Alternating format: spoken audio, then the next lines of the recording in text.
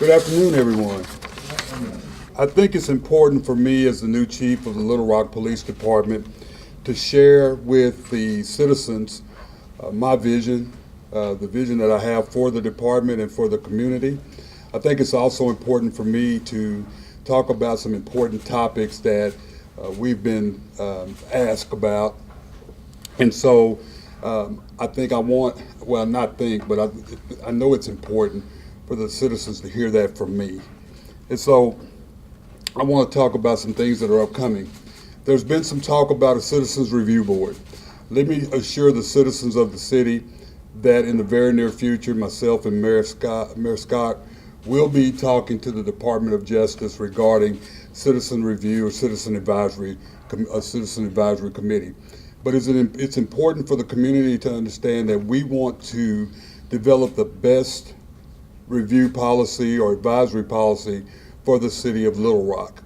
We do not want to use a canned program. We want to make, once again, we want to make sure we have the best board or committee for the city of Little Rock.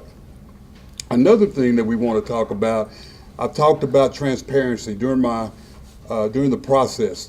I talked about transparency. And one of the things that we are looking at, we have submitted an RFP for body-worn cameras. We're very, very excited about this. As you know, that takes time. It's nothing that we can do overnight. It's very important for us to establish a policy first and also to establish a process in which our officers can test whatever body camera we decide to go with. We'll soon be receiving bids on the body cameras. The other thing that's important to the citizens is the topic of no-knock warrants. I want to ensure the citizens of the community that as the new police chief, it's my responsibility to review all policies and procedures here in our department. I'm reviewing those. I'm making sure that I speak with staff about policies. That's important to me. That's what makes your department credible. So we are looking at that. That's a topic and many other topics. Also, I'd like to express my sympathy and condolences to the Blackshire family. I also would like to extend my condolences or my heartfelt, my heart goes out to Officer Starks and his family. When you have an event of this nature, it's tragic on both sides. We understand that the family is hurting. We totally understand that. And keep in mind that Officer Stark's family is also hurting. Not trying to compare the two, by no means would I ever do that. But I think that we have to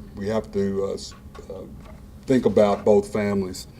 I will continue to talk about transparency. Here at the Little Rock Police Department, we understand what's in the importance of allowing our community to know that we have nothing to hide. I do want to talk about the investigation that's ongoing regarding the Blackshire incident.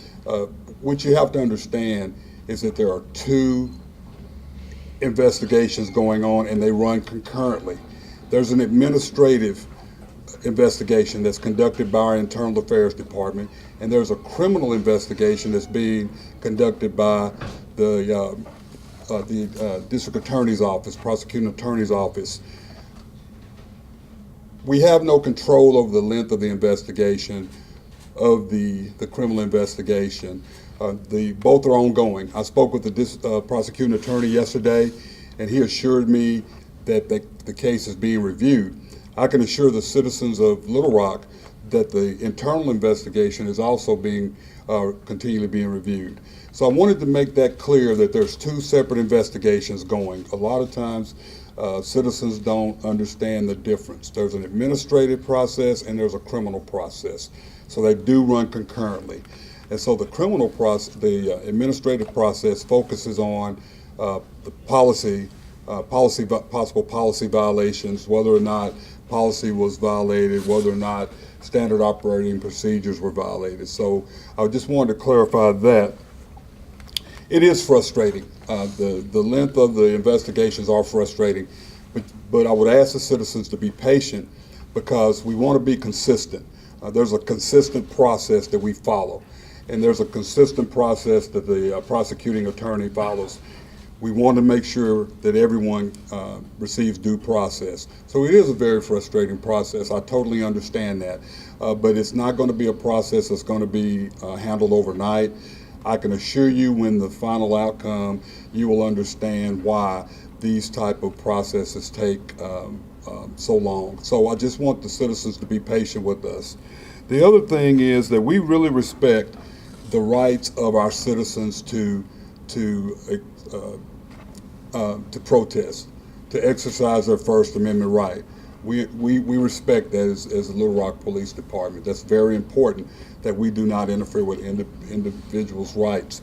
However, you know, and add on to that, we do respect, we understand there's going to be civil disobedience. However, we don't want civil unrest. We want all First Amendment protests to be peaceful. That's the main thing that I want to emphasize here. We want any protest, all civil expressions of the First Amendment, we want them to be civil. We understand there's going to be some civil disobedience. We understand that. But however, we want it to be peaceful. That's important, peace, because we don't want anyone to. We don't want to see any property damage. We don't want to see anybody injured. And I think that the citizens that I spoke with directly earlier this week, there's no indication that they had planned any civil disobedience or if they had planned anything other than a peaceful protest. And we would ask them to continue to exercise their First Amendment rights in a civil way. But I think the main thing is that I want the citizens to know everything that I said we were going to do here in the Little Rock Police Department. We are going to fulfill those promises. We are going to be transparent. We are going to be respectful. We are going to continue to emphasize 21st century policing. That's important. Transparency, transparency, transparency. That's the key to a successful relationship between the community and our police department. And so I want to be held accountable. That's important. I told everyone, like I said during the process, everything that I said. I truly believe that we will be the safest city in Arkansas, and I truly believe that we are on the way to be one of the safest cities in the nation. So I appreciate each and every one of you being here today, and I will take questions. Yes, ma'am. Is there any necessity for the internal investigation to go on longer than the criminal one? Can the IA department make a decision before the prosecutor returns his decision? So, you know, industry standards are, and based on our career, it's all about due process. So they're both separate. So the main thing we want to do is make sure we do a thorough investigation. So it's not that could we do it this way? I'm probably sure if we cut corners, but we're not going to cut corners. We're going to make sure any employee that's involved in a internal investigation is going to receive due process. We don't want to cut corners. Everyone, no matter what the citizens might think, we can't cut corners because that's a part of integrity and credibility. Chief, has the prosecutor given you any kind of, direction to how long it will take for them to review that criminal case and when they'll decide if charges are going to be filed? He has not given me a timeline, but what he has told me is that the investigation is ongoing, and they are still reviewing the case packet. Yes, ma'am. Where do you draw the line between civil disobedience and civil unrest? You know, we try to give everybody an opportunity to correct their actions.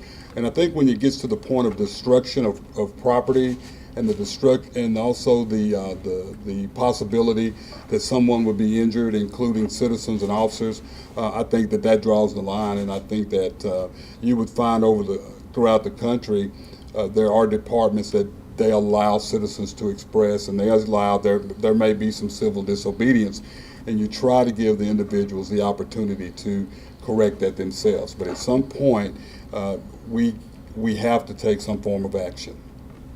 Yes, ma'am. Looking at reviewing policies, investigating complaints, how will policy review be conducted, and how will you investigate complaints within the department? Well, I think the process that we have, I've reviewed that. I'm comfortable with the process we have as far as reviewing internal investigations. Policy is something that I'm reviewing every day. In order for me to be an effective chief, I have to know the policies.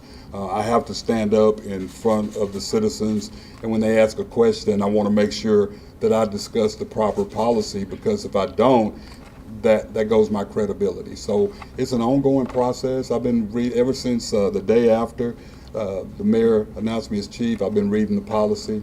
It's very interesting so far. I see it.